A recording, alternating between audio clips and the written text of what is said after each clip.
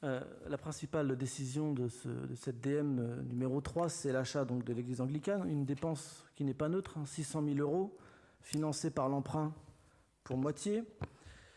J'ai bien peur que cet achat ait des conséquences pour les finances actuelles et futures de la commune. Or, cet achat passe en seulement 3 petites lignes, sans aucun projet précis, sans projection sur les coûts de fonctionnement qu'il pourra engendrer aujourd'hui et demain. En fait, faire l'acquisition d'un tel bien pose un certain nombre de questions financières, aujourd'hui auxquelles vous n'avez pas répondu, vous ne répondez pas. Y aura-t-il des aménagements à financer? Quels seront leurs coûts? Quel sera le coût annuel de l'entretien? Quel sera le coût du chauffage, dont on sait que c'est une charge importante? Bref, on a l'impression qu'on a une décision d'achat qui nous est proposée à l'aveugle, sans information précise. Et on apprend que vous souhaitez en fait vendre le bâtiment qui est à l'arrière.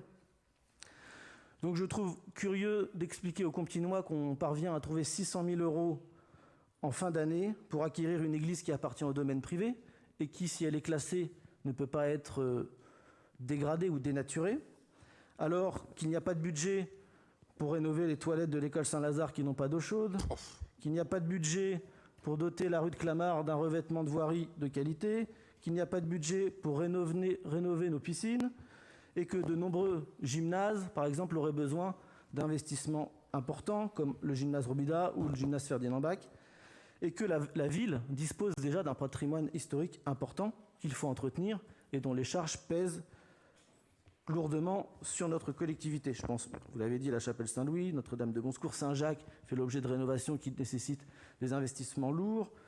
Donc les charges existantes sont conséquentes.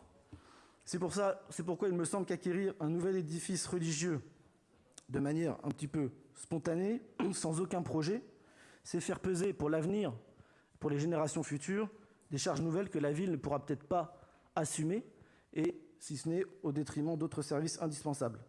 Donc la ville dispose d'autres outils que l'achat pour préserver cette église, et ça ne me paraît donc pas raisonnable, ni pour les finances de la ville, ni pour le contribuable compiègnois actuel ou futur. Merci.